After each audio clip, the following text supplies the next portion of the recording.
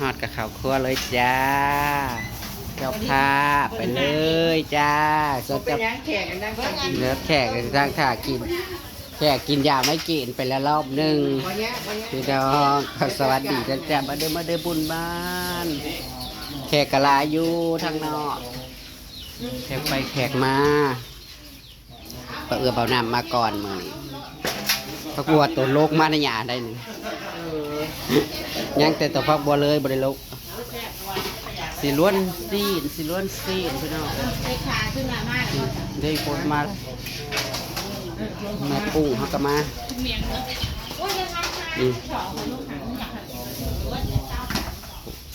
กวนไม่ใหญ่แต่เศร้าคนคืมได้พี่น้องเมื่อนี้เป็นอากาศคืมคืนนี่ที่เรามากินแห้งอยู่ป้าโต๊ะบ่โต๊ะเอ้าตอนใดเอ้าตอนประมาณเกือบเที่ยงคืนน่ะโต๊ะคุณจับจักฉันว่านำหมอกเห็นมันย่อยใส่ข้าในหม่องคอกเป็ดข้าวไก่บนโต๊ะเหรอไม่ได้หัวเมื่อนั่นนอนนั่นมาตื่นมาปวดหัวชานอนเด้จมมิงทำมาแห้งบอกกับบริแห้งดอกแต่พอดีใส่ข้าวเพราะหัวบนโต๊ะไม่ใส่ข้าวเนี่ยแบบมันซุ่มนะแต่ซุ่มไรเติบยู่การซุ่มล้วนสิซุ่มบุญบ้านรอบสุดท้ายบุญบ้านรอบสุดท้ายอีกแล้วไม่ได้อันบุญบ้านก็อันเดียวกันนี่สูตรบ้านพ่อของป้าน้ำแม่แล้วก็สูตรบ้านเลยเพื่อเดียวจบจ้ามียังงั้นทางนั้นไม่มีจ้าเราเอามาล้ำเรื่องมางั้นไม่มีมาล้ำเรื่องกันรอบเดียวคือบุญแรกแต่ต้องมีบุญกองข่าวเลยต้องมีบุญมีมาล้ำเรื่องเพราะว่าแต่ละปีบุญบันคืมไร้เถื่อนี่ไร้3เลยป้าเท่านึงแซ่บบ่ย้ายไปไหนมาว่าสิบ้านเฮ็ดแนวกับปุ้นซอยเบิ้ลพี่น้องเฮ้ยยายนี่เฮ็ดผู้เดียวอันเขาไปเบิ้งคลิปเขาว่าโอ้ยายนี่ขวดน้ำหนาแล้วยายนี่จนไปฉีดยาข้าวเมื่ออันโหดส่วนคนมันก็โคตรว่าเนี่ยมันบ่เลยคนน่ะก็บ่ตกเนาะมันจะตายเบิดเลยอันได้เครื่องนึงหักน้ำแล้วมันออกแห้งยุบของเขามันจุกจวกใครแต่มันจุกจวกเนาะเปิดใส่กับชาติบักจิลิตแล้วโอ้ยพอสีแล้วอันนั้นปล่อยใส่เลยจ้าทัวเดินเลยจ้าทัวเดินกับเนาะเปิดใส่กับพ้นประตูมาแล้วมันก็แห้งมันเกิดลงเดมันดินทมเดมันก็เกิดลงไว้บ่ทันแจบว่าซั่นซะบ่ทันอิ่มโตแต่ก็พูดไทยอยู่เรื่องน้ำน่ะโอเคเลยแหละคันว่าน้ำมันแห้งแล้วมันสบายนี่เห็นยังกะเสือเบาเอื้อเพิ่นล้วนซีนนี่นะพี่น้องกระปุ้นซีนเรากระปุ้นเมิดไปเลย15เลยเด้กับน้ำแล้วเพิ่นอะไรมั่งยังจงไว้แต่ให้ทีมงานเลยจ้าห้องพี่น้องหลายขนาดว่าเฮ็ดหน่อยได้เพื่อนี่ประเด็นหลายหมอนี่นะเพราะว่าบริหมอใหญ่สุดเลยจ้าปกติโอ้ย30-40เพชรบ่ให้เบาเอื้อคนอันนี้พูดทั้งทีมพยาบาลกะเฮาบ้องๆเพิ่นแล้วเดี๋ยวนี้นะก็มาล่าในสิเมื่อม่วนอยู่ห้องการมื้อนี้นั่นเมื่อร้องเพลงฟ้อนลำวงน้ำซุ่มพยาบาลว่าโอ้ยพวกซับก็คือมัวแท้2 ขีดแล้วโทรศัพท์เฮานี่นะไปบ้านนางลาเธอได้อะไรขึ้นนี่ซะ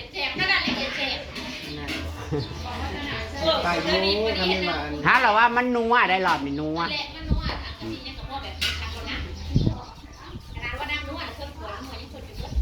ก่อนอยู่บ้านแก้วก่อนอยู่บ้านแก้วนะฮะเอ้ามันมีเพี้ยแล้วขั่วไปแล้วแหละมันเล่นใช่ไหมแล้วก็ผักหอมแล้วแค่นี้แหละใบมะกรูดเทียมเนาะใช่สั้นน่ะสั้นบกหมากใส่โรดี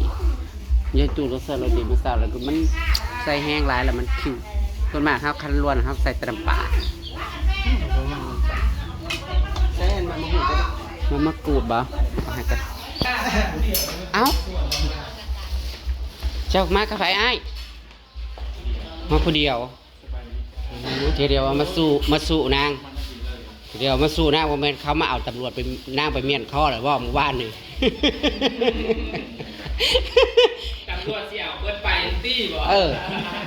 คอยกระสิติล่างแฮไปน้ำเอ้าสุกกูร่วมคิดเอาไปว่าสนุกปากเขาว่าเสียงถ้าเราเบิ่งออกโอ้ยประธานเสด็จประจักษ์มื้อนี้นางว่าสิเข้าไปเป็นนักห้องได้นางว่านักห้องอยู่ห้องการนางสิส่วนไปอันม่วนอยู่ห้องการมื้อนี้นางว่าวนั่นนางรอสักก่อนอันนี้ก็แขกบ้านน้องแดงกินข้าเจ้ากับเขากลับมาแล้วก็สิเมื่อรอบนี้นะว่าบริเฮ็ดดักขับปุ่นลายแต่ว่าแขกมานั่งรอสักหน่อยจ้ะคือว่าจะขับไปนั่งอยู่ไหนเขาบอกไปกลางนะคอยเดี๋ยวว่าอยากให้มันโตอยู่ฮะแห้งบ่โอ้ยนะฝนตกดอกอย่างฝนอยากเข้ากล้องไหมเด้อยากเข้ากล้องไหมกล้องหรือจานดาวเทียมใส่ให้เบิ่งเนี่ยอาทิตย์เท่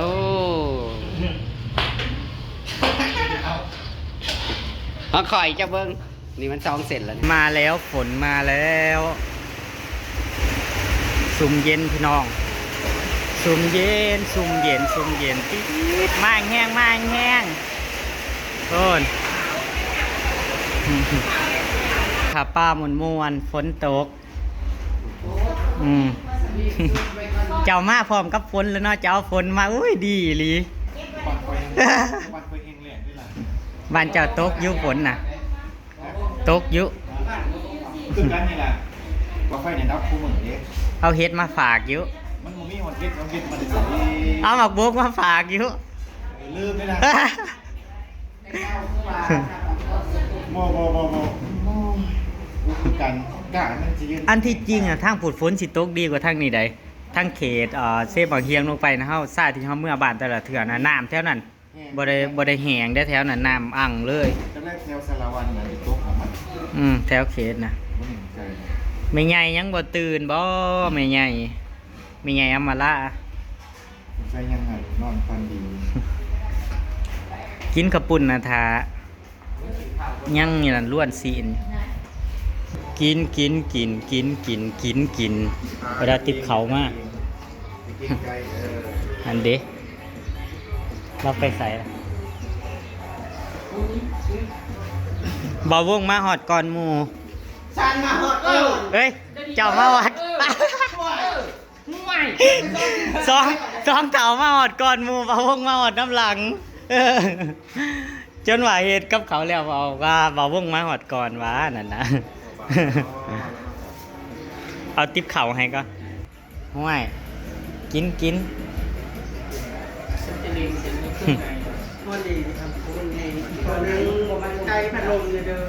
เมื่อยไหวดิปิดแล้วเส้นแซ่บจ้าเส้นละลาซีมันเลยนะกระปุ่นนัวแซ่บสำไรเบิร์ดเลยได้ถ้ากินประทัดกับเบิร์ดเลยได้ผ่านมันก็เลยแตกอยู่ใกล้มันได้แต่ซุ่มอะไรผ่านซุ่มมาฆ่ากินไปเลยอะไรกะกินเนี่ยคันยังยอกยังแยกเดี๋ยวนี้คือการเข้ากับตามคุณมาสมองเนาะ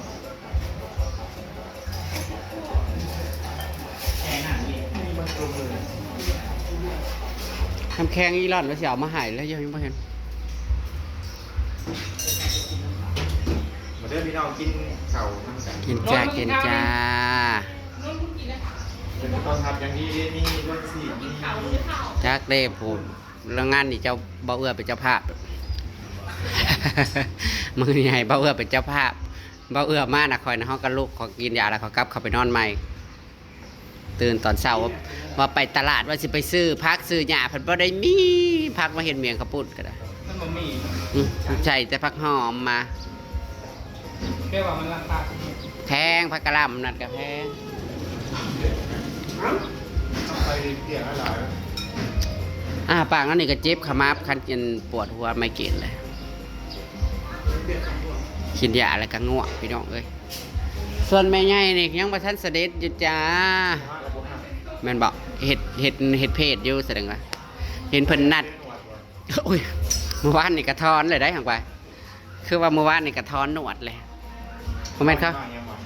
เอาตำรวจมันเมียนมาชิมกระปุ้นเมื่อวานนี่ก็มากินกระปุ้นเมื่อหาโลบ่ได้ซีมเมื่อวานนี่ก็หลายคนซีมเนาะมันกินกับ10 โลนี่แหละเฮ้ย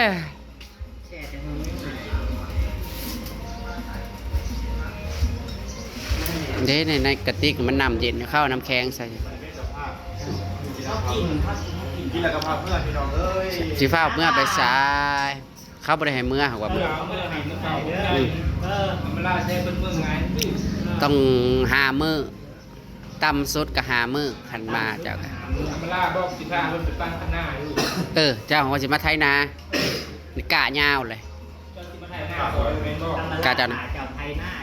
ดำเบิ้ลเลยเหรอ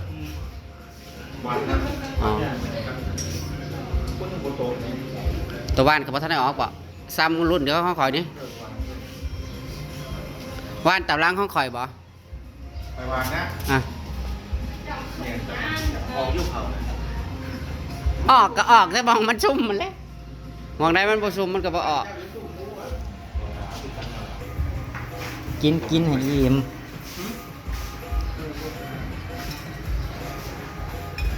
กินแล้วก็พาเมื่อพี่น้องเอ้ยจะไปสวรรค์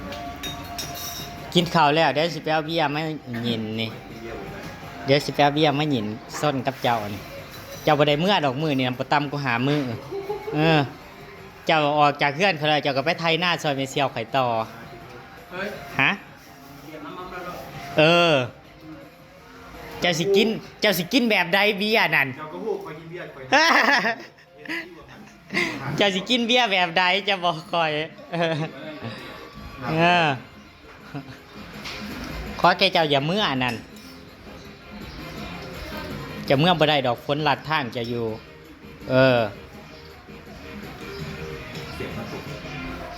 แสบบ่ซีมเนี้ยขับปุ่นนะ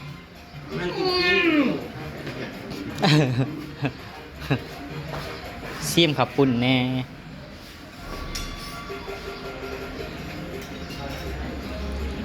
กินถามู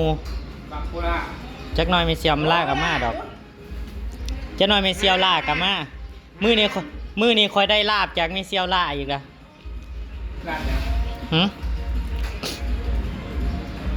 จากรอเรามาก่อน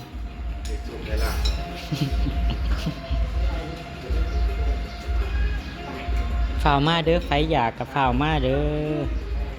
อพี่น้องทุกคนพี่น้อง FC ทุกท่านคลิปนี้กับคลิปภาพบรรยากาศใบซ้ำนี่จ้าแขกโต๊ะแรกจ้าโอ้ยบริโต๊ะแรกแล้วโต๊ะหลายโต๊ะแล้วกระปุ่นกระคายดีอยู่ได้งวดนี้ก็ได้